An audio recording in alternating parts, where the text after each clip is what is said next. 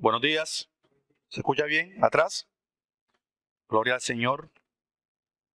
Aunque todavía no lo entonamos muy bien, pero qué himno tan hermoso. Vamos a orar, hermanos, en la mañana de hoy, 24 de diciembre del año 2023. Amado Dios y Padre que estás en los cielos, Señor, recibe toda la gloria, toda la honra y todo el reconocimiento, Padre amado, en los méritos suficientes, Señor, de nuestro Salvador, nuestro Señor Jesucristo. Hoy tu iglesia se ha presentado en este lugar, ha venido con corazones alegres a cantarte, Señor, a adorarte, a entonar himnos a tu nombre, pero también ha venido dispuesta para que pueda ser, Señor, grandemente edificada y alimentada a través de la predicación de tu santa palabra. Por eso yo te ruego hoy, Señor, en este día, que me uses a pesar de mis limitaciones para que pueda llevar tu palabra con poder, con verdad. Guárdame de no adulterarla, de no, Señor, transgredirla, y permite que todos seamos grandemente edificados hoy, Señor. A tu nombre damos gloria hoy y siempre por los siglos de los siglos. Amén. Bueno, sabemos que hoy es un día especial, por eso quiero que hoy me acompañe a Lucas, el Evangelio de Lucas, al capítulo 2, y vamos a leer los versículos 10 y 11. Lucas capítulo 2, versículos 10 y 11. Cuando lo encuentre, por favor, le ruego que se coloque sobre sus pies y vamos a reverenciar la bendita palabra del Señor. Dice Lucas capítulo 2, versículos del 10 al 11. Pero el ángel les dijo: no temáis, porque aquí os doy nuevas de gran gozo, que será para todo el pueblo, que os ha nacido hoy en la ciudad de David un Salvador, que es Cristo el Señor. Pueden tomar asiento, hermanos. Perdón. Por estas fechas, querámoslo o no, de alguna forma estamos obligados a pensar en el nacimiento de nuestro Señor Jesucristo. Evidentemente, como cristianos, nosotros solo vemos la Navidad como un tiempo para compartir, para dar y recibir regalos o para pasarla bien, etcétera. Entonces, estamos viendo la Navidad tal y como el mundo la ve. Es decir, el mundo como ve la Navidad como una fiesta más que celebrar, que por supuesto nada tiene que ver con el verdadero significado de la encarnación del Verbo. Y como cristianos, nosotros deberíamos, por supuesto, saber y tener en claro esto. Independientemente, hermanos, si Jesús nació o no nació un 25 de diciembre, creo que eso todos acá pues lo tenemos claro, pues que Jesús, por todo el contexto, etcétera, no nació un 25 de diciembre. Pero lo cierto es, hermanos, como decía el hermano Luis en la escuela, nuestro Señor Jesucristo, la segunda persona de la Trinidad, un día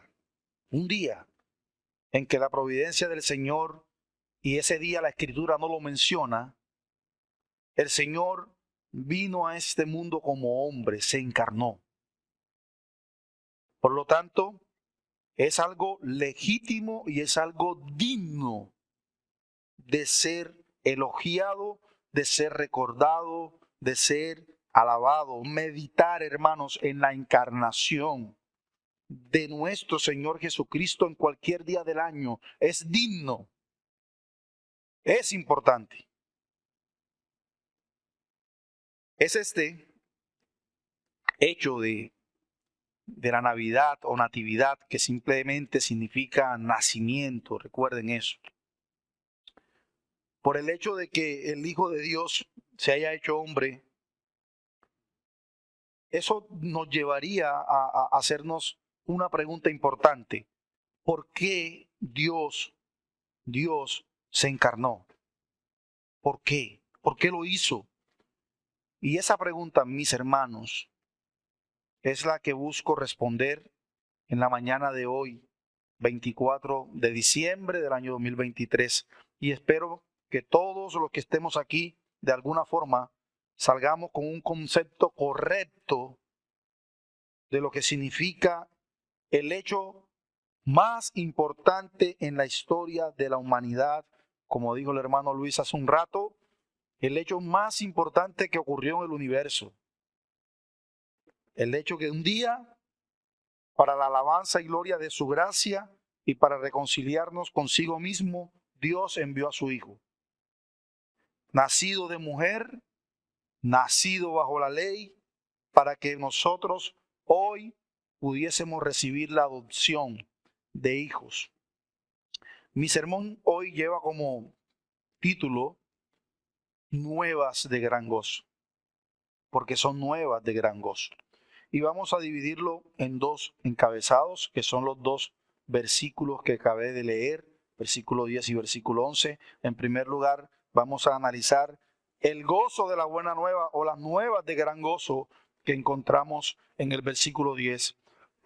Y en segundo lugar, en el versículo 11, analizaremos el nacimiento del Salvador. El nacimiento del Salvador. Serán nuestros dos puntos. En primer lugar, las nuevas de gran gozo, versículo 10. Segundo lugar, el nacimiento del Salvador. Así que vamos a considerar nuestro primer encabezado, las nuevas de gran gozo. Lo primero que nosotros encontramos cuando empezamos a leer el capítulo 2 del Evangelio de Lucas, hermanos, es el énfasis muy marcado que el evangelista le da a la historicidad de su relato. Recuerden que Lucas era médico de profesión, era un poco más letrado que cualquier, quizás otro que escribió los evangelios. Por lo tanto, él quería tener, o que más bien sus oyentes, los receptores principales de su evangelio, les quedara muy claro de que esto es un hecho histórico. Porque para demostrar el nacimiento de Jesús, él debía encargarse de que no entendieran esto como un cuento imaginario, como un mito, o como decimos en nuestros tiempos, como si fuese una película de ciencia ficción. No, sino que se trataba de un día verdadero en la historia, ¿cierto? Como un día como el de hoy. Un día, ¿cuándo? Dice el evangelista, cuando César Augusto era emperador de Roma. Pero nos da más. Y dice, y cuando Cirenio era gobernador de Siria. Hermanos, eso está en la historia.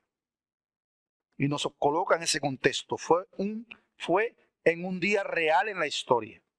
Pero también fue en un lugar real. ¿En dónde? Dice la Escritura. En la ciudad de David. Quiere decir que nuestro Señor Jesucristo no nació en otra galaxia, en otro planeta. No, nació en la ciudad de David. Nació en Belén, la ciudad de David, una ciudad real. Y también vemos por la providencia de Dios en todo ese relato histórico, bíblico. Lucas en el versículo 1 nos dice que en aquellos días se promulgó un edicto de parte de Augusto César de que todo el mundo fuese empadronado, como ya lo mencionó el hermano Luis en la escuela. Pero este acto maravilloso de la providencia de Dios que hace, obliga a José y a María a desplazarse desde Nazaret, donde vivían, hasta Belén de Judea, que era la ciudad natal de José, para ser empadronados. Pero sabemos, hermanos, por supuesto, hoy, que era necesario que así ocurriese para que se cumpliera todo lo dicho por los profetas. ¿En cuanto a qué? En cuanto al lugar del nacimiento del Cristo. Así que no era casualidad todo esto que Lucas estaba pues relatando y conectándonos con el contexto histórico. No era suerte de que Jesús naciera en Belén.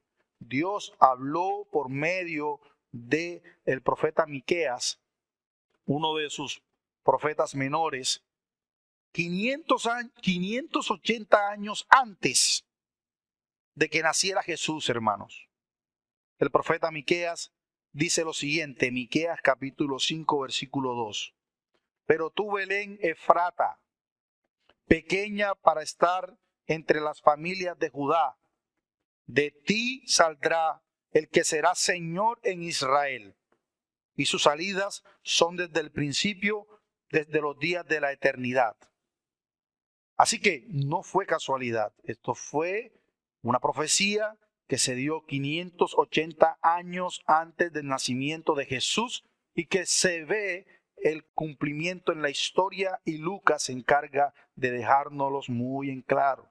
Pero Lucas continúa diciendo, y aconteció que estando allí, ¿dónde? En Belén, se cumplieron los días de su alumbramiento y dio a luz a un hijo primogénito y lo envolvió en pañales y lo acostó en un pesebre porque no había lugar para ellos en el mesón.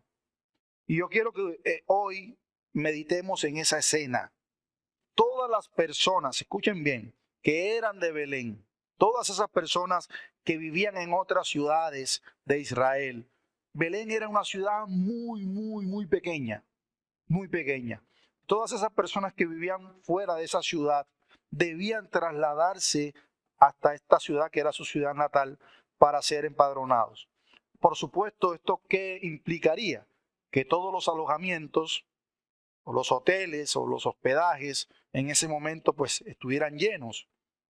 Así que imagínense esta humilde pareja, José y María, que venían desde Nazaret, llegaron al mesón. Y de paso, hermanos, no se imaginen el mesón como una mesa grande.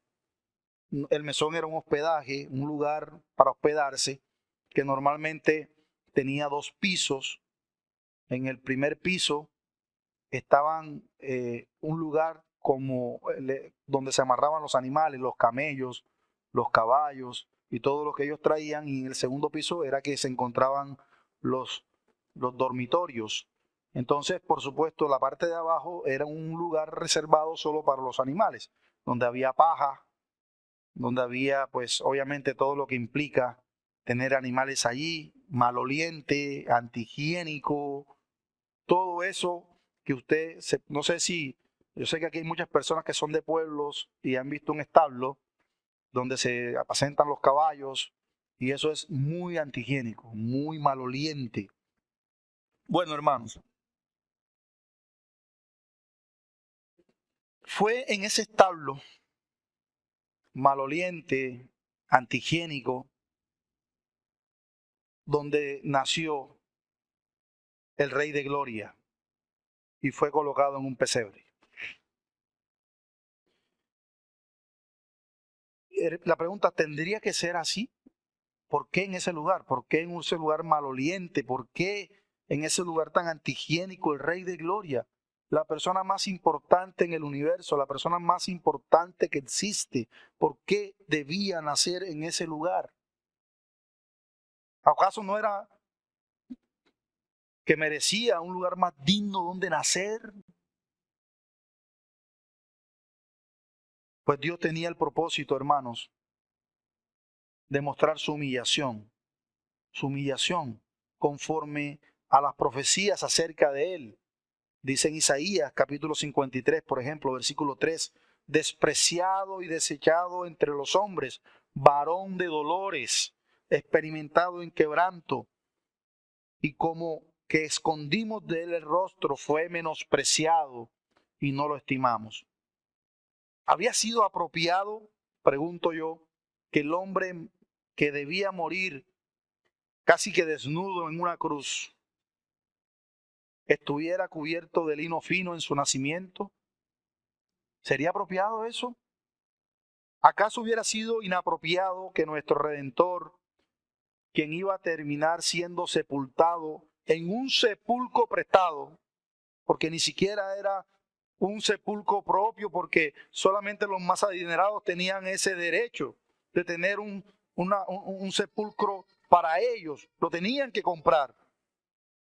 Era inapropiado que el Redentor, que tenía que ser sepultado en ese sepulcro prestado, naciera en otro lugar que no fuera en el hueco más humilde, maloliente y antihigiénico que existía. Hermanos, si analizamos el pesebre y la cruz, hacemos ese trazo, si los ubicamos en dos extremos de la vida terrenal de nuestro Señor Jesucristo, parecen muy ajustados y adecuados entre sí. Nos muestra su humillación. Vino y se humilló, y lo hizo en grado sumo.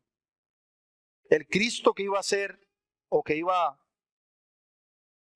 a usar en lo largo de toda su vida terrenal, túnicas humildes, túnicas de esa época, pues de campesinos, el que iba a asociarse con pescadores, él nos asoció con las de los hombres de la más alta sociedad de Israel, él se asoció con humildes, con pescadores, el que buscaba siempre a las personas de más humilde condición para hacerlos sus discípulos, el que vivía esas frías noches en las montañas o en los lugares a la intemperie del pueblo de Israel, porque muy a menudo él siempre decía que él no tenía una cabeza donde recostar. Y él decía que las zorras tenían guaridas, que las aves tenían nidos en los cielos, pero que el Hijo del Hombre no tenía donde recostar su cabeza. Por eso nada podría ser más apropiado en su etapa o en su estado de humillación de nuestro Señor que vivir lo que Él vivió, nacer donde nació y morir como murió. Él hizo a un lado toda su gloria, todo su esplendor, y tomó la forma de siervo y se humilló hasta la muerte. Ahora bien, después que Jesús nació en ese pesebre en Belén, un ángel del Señor se presentó a un grupo de pastores que estaban en esa misma región. Y quiero resaltarles un aspecto importante que de pronto nos ha tocado. Y es que en los tiempos de Jesús, no solo a los publicanos se tenían como hombres de mala reputación. A los publicanos se les tenía como los vendepatria, personas que no eran de fiar. Pero también habían otros personajes de los cuales era muy difícil incluso que pudieran asociarse, hermanos, y son los pastores. ¿Sabían eso? Los pastores eran muy despreciados en los tiempos de Jesús por la sociedad. Se les consideraba como bandidos, se les consideraba como tramposos, como mentirosos. Tanto así, que a los pastores jamás se les podía elegir como autoridad, ni siquiera los podían convocar para que sirvieran de testigo ante cualquier acusación, ni siquiera eso. Es decir, hay un pleito como en la antigüedad se acostumbraba y llamaban a testigos para que pues pudieran hacer o ejercer un juicio justo, y si ese testigo era pastor no lo llamaban, porque su mala reputación no se los permitía. Así que la noticia más importante de la historia hasta ese momento, que era el nacimiento del Salvador, el nacimiento del Rey de Gloria, no se comunicó al primer ministro, ni a Herodes, ni a las más altas cúpulas de los fariseos, a los hombres más influyentes del pueblo de Israel. No. Fue a la gente más despreciada de la sociedad, a los pastores. A los pastores. Y esos pastores, hermanos, nos estaban representando a todos nosotros. A todos nosotros. Pastor, ¿cómo así? Sí, así como lo oyes. A todos nosotros. Porque si tú estás en Cristo hoy, debes recordar que fuiste representado en esa noche. Porque el apóstol Pablo le dice a los corintios que nosotros no es que seamos los mejores, sino de lo peor fue que escogió el Señor. Vaya conmigo a 1 Corintios capítulo 1, versículo 26. Yo quiero que lo lea conmigo.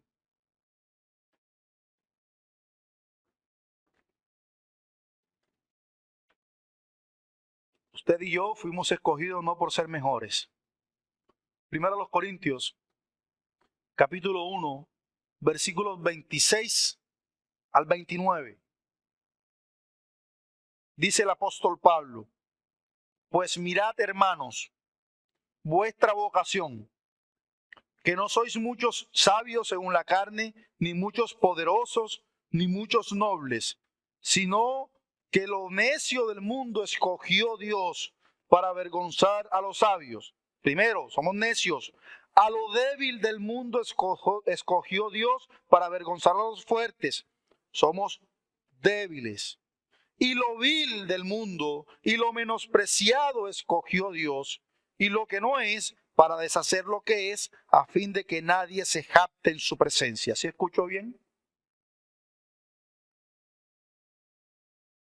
¿Escuchó bien esos atributos y esas características nuestras? Necio, débil, vil, menospreciado.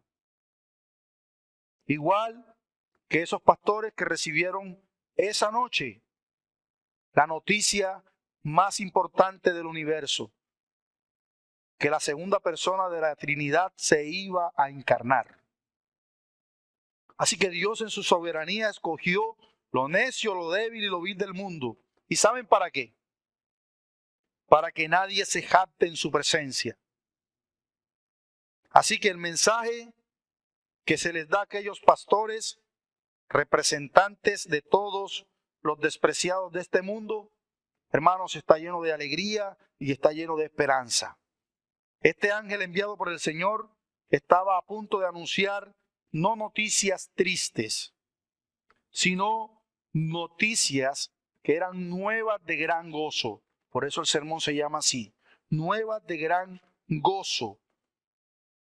Estas noticias serían tanto para los pastores y también para todo el pueblo. Noten el versículo 10. No temáis, porque he aquí os traigo buenas nuevas de gran gozo que serán para todo el pueblo. ¿Cuáles son estas buenas noticias de gran gozo? Bueno, en primer lugar, y debido al contexto socioeconómico y cultural que vivían los habitantes de Israel, yo me imagino, hermanos, que los pastores pudieron haber pensado que esas buenas noticias consistían de pronto ya en la liberación de la esclavitud del pueblo de Israel, del padecimiento romano. Es posible que ellos hubiesen pensado eso. O también hubiesen pensado que de alguna manera la buena noticia consistía en que iba a mejorar de alguna forma la vida socioeconómica o la economía del país, no sé. Pudieron haber pensado muchas cosas en su contexto. ¿Y por qué pienso eso, hermanos? Porque incluso los apóstoles mismos, ya estando con Jesús, pensaban así. En el libro de los Hechos nosotros vemos cómo antes de la ascensión de nuestro Señor Jesucristo, ¿qué le preguntaron sus discípulos? Señor, ¿restaurarás el reino de Israel en este tiempo? Estaban preguntando todavía cosas en cuanto a su contexto socioeconómico y político. Así que no era de extrañarnos que quizás estos pastores hubiesen pensado que las buenas noticias consistían en que ya vamos a ser liberados del poderío romano, etcétera, o van a mejorar las condiciones económicas para nosotros, o otras cosas. Hubiesen podido llegar a pensar eso, que Israel iba a recibir un cambio positivo. Pero en ninguna de estas cosas consistía las buenas noticias de gran gozo. Lo que el hombre natural considera como una noticia de gran gozo, lamentablemente siempre son las que están relacionadas con el dinero, con la salud, con los logros personales.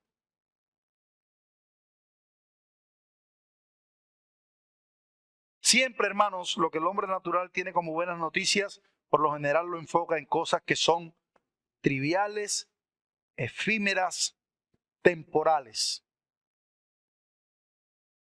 A primera vista jamás será lo eterno.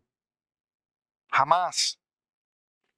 Pero estas noticias de gran gozo que eran anunciadas por el ángel del Señor son el mensaje redentor de Dios. No contenían una simple promesa, sino el anuncio de la realidad más grande de todos los siglos, que el Verbo de Dios, haciéndose carne en la pobreza, en la desnudez, en un pesebre, en una oscura aldea judía que se llamaba Belén, venía a salvar a los pecadores.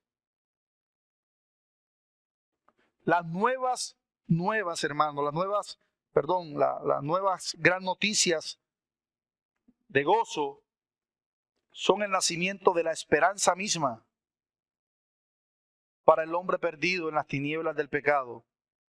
Y las buenas noticias significan la realidad de nuestra liberación. Los pastores, a quienes el ángel o los ángeles dieron estas buenas noticias de gran gozo, representaban en aquella hora a toda la humanidad. Cristo el Señor nació en un pesebre para rescatar lo que el Padre le dio, para que ninguno se pierda. ¿Qué dice Juan 3:16? Porque de tal manera amó Dios al mundo, que ha dado a su Hijo unigénito para que todo aquel que en él cree no se pierda, mas tenga vida eterna. El Evangelio de Cristo se ha convertido desde entonces, hermanos, en buenas noticias, en nuevas de gran gozo, nuevas de gran gozo. Todavía hay muchos hombres, mujeres, allá afuera, que no se han enterado de esas buenas de gran gozo, a pesar de que han transcurrido más de 2000 años desde que el ángel del Señor se pronunciara. Por lo que nos surge a nosotros, por supuesto, como cristianos, que seamos portadores de esas buenas de gran gozo a los hombres necesitados de Cristo. Porque si siguen sumergidos en las tinieblas del pecado, siguen la corriente del príncipe de la potestad del aire, el espíritu que opera en los hijos de desobediencia, saben, hermanos, cuál será su destino final. Ahora, ¿qué dice el pasaje? He aquí os doy nuevas de gran gozo, que será para todo el pueblo. Puesto que este gozo está expresamente asociado con la gloria de Dios, por las palabras del versículo 14, más adelante dice, gloria a Dios en las alturas. Estas nuevas de gran gozo van a estar relacionados con la gloria de Dios. Ningún otro gozo podría haber sido proclamado por un ángel. ¿Sí me hago entender? Y ciertamente ningún otro gozo es gozo. El gozo santo es el gozo del cielo. Pueden estar seguros que esa es la verdadera esencia del gozo. El gozo que a veces sentimos acá es temporal, efímero. Pero la esencia del gozo es el gozo del cielo. Hermanos, no nos dejemos engañar. Los placeres y deleites que el mundo ofrece no darán el verdadero gozo. ¿Podrán hacerte sentir bien? Sí. ¿Por un rato? Sí. ¿Te sentirás placentero? Sí. Pero el gozo del pecado es una fuente de fuego que tiene su origen en el ardiente suelo del mismísimo infierno. Y por supuesto ese fuego enloquece, ese fuego consume para que beban ese agua ardiente. Y Dios nos libre porque de ese fuego y de tales deseos no deseamos beber. Ser feliz en el pecado es peor, hermanos, que estar condenados. Ser feliz en el pecado es peor que estar condenado. ¿Saben por qué? Porque el principio de la gracia hace que una persona se sienta miserable en el pecado. Y la consumación de la gracia, por supuesto, es haber escapado completamente del pecado. Es por esa razón. Un verdadero creyente siente eso a ser liberado. Pero es un verdadero infierno vivir en la miseria del pecado y es caer aún más bajo todavía cuando los hombres pueden enviar gozo o pueden vivir gozosos en el pecado. Dios nos libre, hermanos, de una paz impura y de un gozo impío. Que Dios nos libre. Hay, por ejemplo, quienes el día de hoy, 24 de diciembre, pretenden exhibir gozo al recordar el nacimiento de Cristo,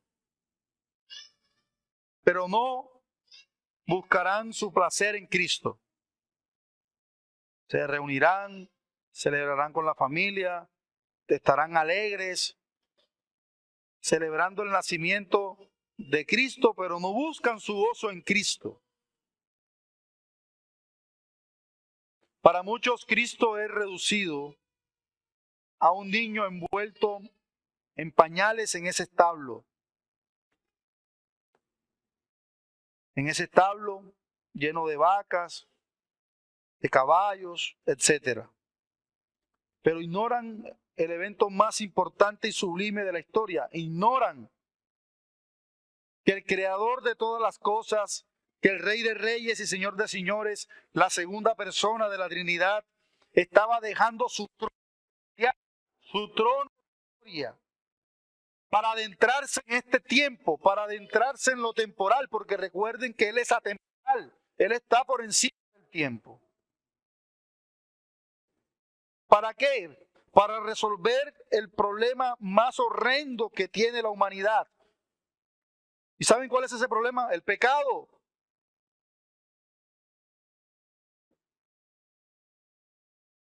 Para eso se encarnó, para resolver el problema del pecado. Dice el apóstol Juan en el capítulo 1, versículo 14, y aquel verbo fue hecho carne y habitó entre nosotros y vimos su gloria, gloria como del unigénito del Padre, lleno de gracia y de verdad. Así que sí es una gran noticia, de gran gozo, porque el Dios del universo, por amor de sí mismo y para su propia gloria, mostró su infinita gracia y bondad enviando a su Hijo, lo más preciado. No envió al mensajero o a lo que menos quería, envió a lo más amado, a lo más preciado, a salvar a su pueblo de los pecados. Y esto nos conecta con nuestro segundo encabezado, el nacimiento del Salvador. Lea conmigo el versículo 11 de Lucas 2. Dice el versículo 11.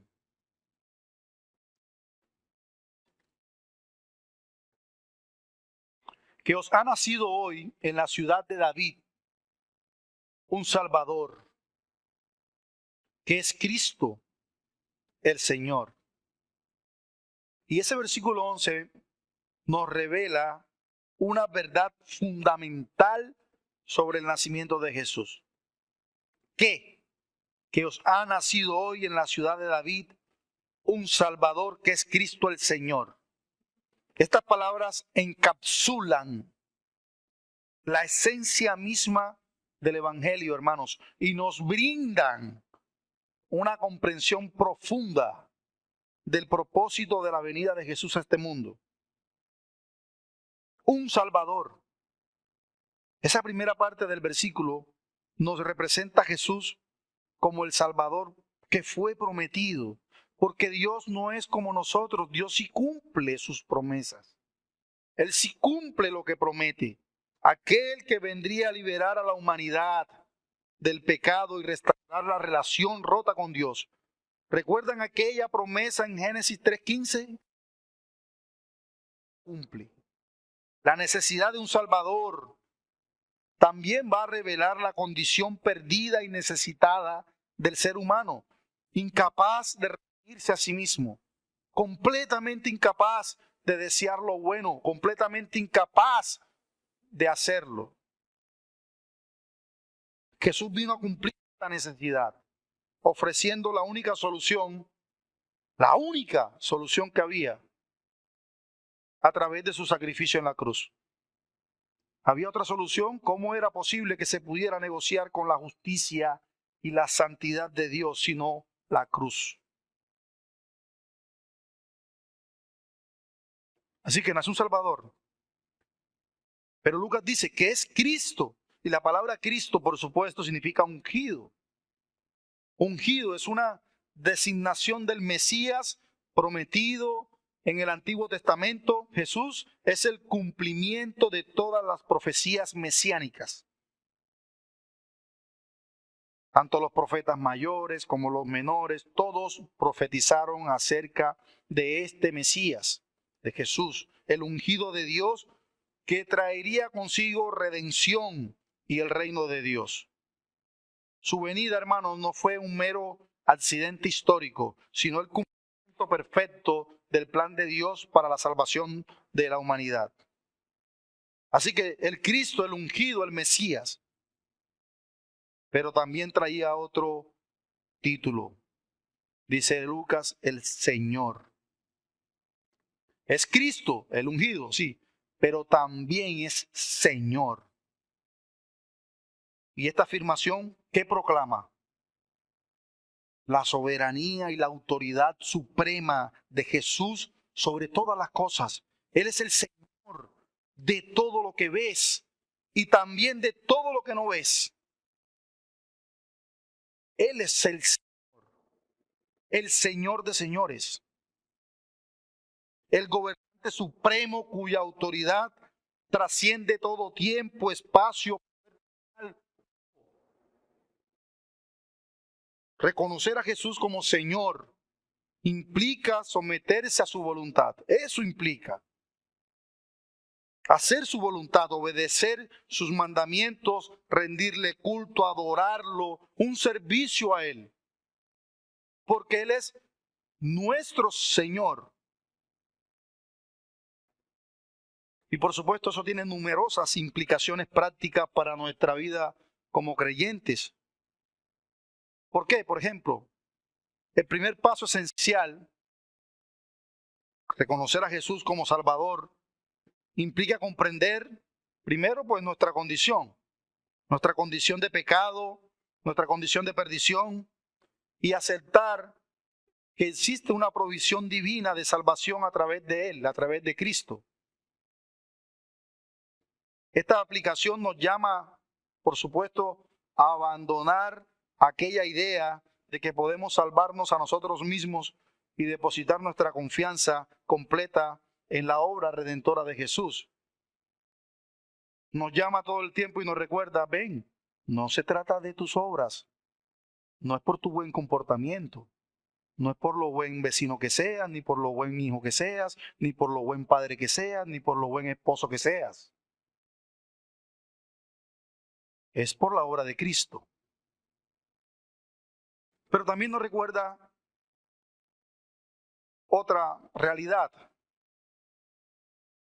porque al comprender que Jesús es el Salvador, debemos vivir en la realidad de la redención que Él ha provisto. ¿Qué significa eso? Significa experimentar el perdón de nuestros pecados. Yo te pregunto, ¿cuándo fue la última vez que meditaste en la gran noticia de que tus pecados, todos, fueron perdonados? Piensa por un segundo cuántos pecados que tú te acuerdes has cometido en tu vida y los que sigues cometiendo, al igual que yo. Piensa en eso. Y seguramente se nos caerá la cabeza de tanto pensar. El gozo de experimentar el perdón de nuestros pecados, la restauración de nuestra relación con Dios y la seguridad de la vida eterna en su presencia, hermanos, eso no tiene precio. Es una alegría inmensa. Y eso nos lleva a vivir en libertad y a vivir en gozo. En libertad y en gozo, sabiendo que hemos sido rescatados por Cristo. No somos esclavos del pecado. Ya Él no es nuestro rey ni nuestro amo. Hemos sido comprados. ¿Y qué implica esto en la vida? Pues implica someter todas las áreas de nuestra vida, a su autoridad y a su gobierno. Nos desafía a que nuestros planes no son nuestros planes, sí. Son planes porque tú los haces, pero todo eso tiene que estar enfocado en que debe ser para su gloria, para obedecer sus mandamientos, para que su palabra moldee nuestras vidas en todos los aspectos. Pero también, hermanos, que el Señor Jesucristo sea nuestro Señor,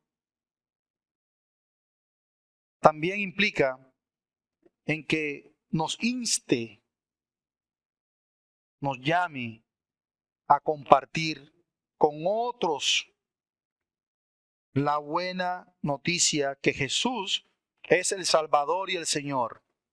Que aquel niño que nació en ese maloliente y antihigiénico establo en Belén no se quedó en pañales. Él vino con un propósito claro y fue la cruz. Y que luego que estuvo en la cruz cumplió eficaz y eficientemente. No se necesita añadir nada más, porque el Señor lo cumplió todo.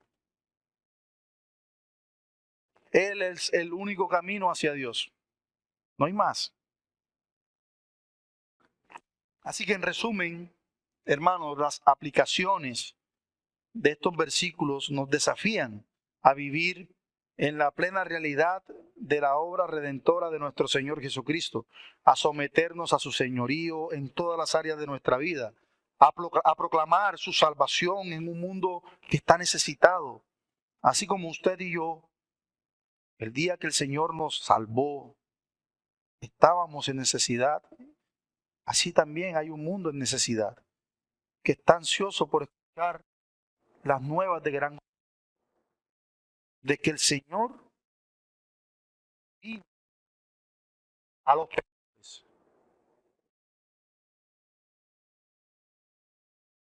Busquemos siempre a Jesús como fuente de gozo, siempre, en medio de las alegrías, en medio de los desafíos de la vida. Busquemos nuestro gozo y satisfacción en Jesucristo. Reconozcamos siempre que Él es la fuente suprema de alegría y de esperanza, la fuente del verdadero gozo, aquel que jamás se perderá, porque lo superficial de las alegrías de este mundo se irán. Es efímero, rápido se irá. Debemos vivir en la libertad de redención. Compartamos el mensaje de salvación, hermanos. Aprovechemos por estos días de que amigos, familiares están prestos a escuchar el Evangelio. Muchos aprovechemos para que entiendan el verdadero significado de la encarnación del Hijo de Dios. Lo cual, repito, es un hecho digno de ser celebrado. Que este mensaje nos impulse a reflexionar sobre la magnitud de la gracia de Dios manifestada en Jesucristo. Hermanos, que Dios bendiga sus corazones, que nos dé siempre una comprensión más profunda del significado del nacimiento de nuestro Señor Jesucristo. El Señor bendiga su palabra y nos ayude. Vamos a orar. Padre, gracias por tu palabra, gracias por permitirnos, Señor, reflexionar sobre el hecho importante de que hayas enviado a tu Hijo, Señor, a encarnarse para venir a cumplir y a salvarnos de nuestros pecados. Gracias porque no merecemos sino tu castigo, pero en tu infinita gracia y bondad te plació salvarnos. Que hoy podamos ser luz en medio de la oscuridad y podamos de alguna forma, Señor, compartir tu palabra con los que más la necesitan. Nunca te apartes de nosotros, Señor, ni permitas jamás que nos desviemos ni a diestra ni a siniestra, sino que siempre estés con nosotros. A ti la gloria y la honra, Padre, en el nombre de Jesús, nuestro Señor. Amén y amén.